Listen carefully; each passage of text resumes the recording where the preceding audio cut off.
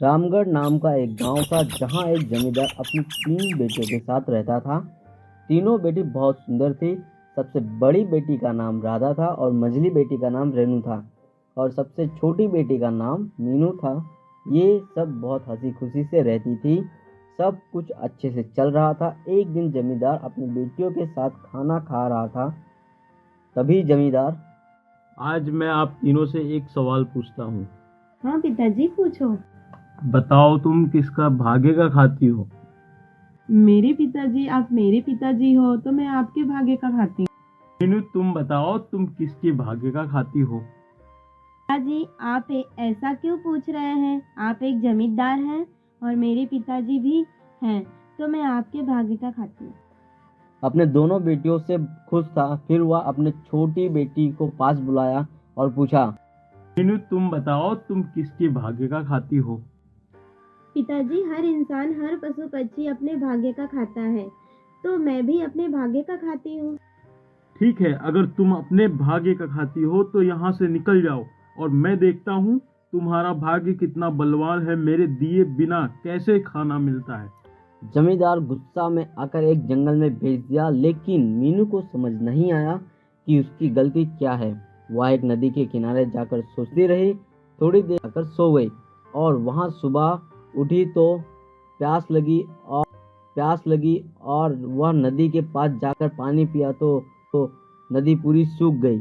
वह आश्चर्य में पड़ गई। उस नदी के नीचे सीढ़ियां बनी हुई थी। सीढ़ियों के सहारे नीचे जाने लगी। तभी उसने देखा कि वहां एक लड़का खड़ा था।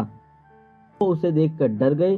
कुछ देर तक वह हिला तक नहीं। वह समझ गई कि वह एक मूर्ति है और उसे जैसे ही छुआ तो वह एक दरवाजे में बदल गया। ये क्या हो रहा है मेरे साथ? मुझे कुछ समझ में नहीं आ रहा है। वह थोड़ी देर रुकी रही और सोचने लगी। थोड़ी देर बाद वह उस गेट से अंदर चली गई। वह जैसे ही अंदर गई तो देखा कि वहाँ एक सुंदर सा बगीचा दिखा और बगीचे में सुंदर सुंदर फूल लगे हुए हैं और उसके बीचों बीच एक तालाब है। और वह उस तालाब के पास गई और एक पेड़ के नीचे सो गई। तभी उसके सपने में एक परी आई। बेटी, तुम परेशान मत हो, तुम्हें मुझ पे भरोसा है ना? तुम डरो मत, हमेशा तुम्हारे साथ हूँ। जब तुम जगोगी तो मैं तुम्हें एक लड़का दिखाई देगा। तुम उस लड़के को छू लेना। जैसे ही तुम उस लड़के को छुओगी तो एक बहुत बड़े दरवाजे में बदल जाएगा। जब तुम उस दरवाजे के अंदर जाओगी तो तुम्हें एक बड़ी हवेली दिखाई देगी। तुम उस हवेली के अंदर चली जाना। अंदर जाते ही तुम्हें 3 कमरे दिखाई देंगे, जिसमें तुम्हें 3 लड़के दिखाई देंगे। वो दिखने में एक जैसे ही होंगे। तुम उन तीनों को छूते हुए आगे बढ़ना। वो तीनों जाग जाएंगे। जब तुम्हें एक कमरा दिखाई देगा, जैसे ही तुम दरवाजे को खोलोगी तुम्हें वह एक सुंदर लड़का दिखाई देगा और जैसे ही तुम उससे छूओगी वो जाग जाएगा। वो जैसे ही जगे तुम उसके गले में फूलों का हार डाल देना। वही तुम्हारा पति होगा। इतने में मीनू की आंखें खुल गई और वह हड़बड़ा के उठ गई और सोचने लगी कि ये सब क्या हुआ। क्या यह सब सपना था? क्या वह सब सच होगा? मीनू सोचती रही।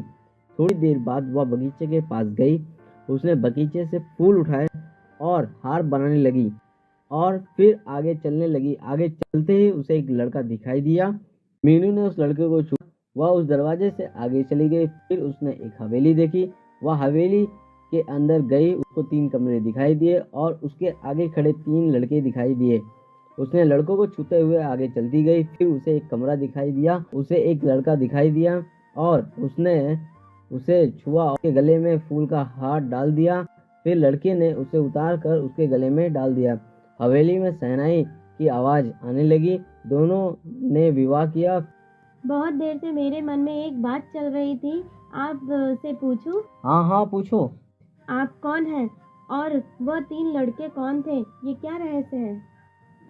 वे तीनों मेरे भाई थे। उनको एक ब्राह्मण ने श्राप दिया था कि तुम सारा जीवन सोते रहोगे। जब मुझे ये बात पता चली तो मैं वहाँ गया तो ब्राह्मण ने कहा कि ये तुम्हारे भाई हैं तो तुम भी पाप के भागीदार हो। मैंने उनसे माफी मांगी तो उन्होंने कहा, मैं ये श्राप वापस तो नहीं ले सकता, इसका एक उपाय बता सकता हूँ। कि जब कोई कन्या तुम्हें और तुम्हारे भाई को छुएगी तब तुम लोग उसी अवस्था में आ जाओगे। आज तुम आकर हमें एक नया जीवन दिया। लड़के की बात सुनकर मीनू ने अपनी सारी बात बताई और बताया कि कैसे मुझे बिना अपराध के दंड दिया गया और यह तक पहुंची। लड़के ने उसे गले लगाया और हंसी खुशी रहने लग गए।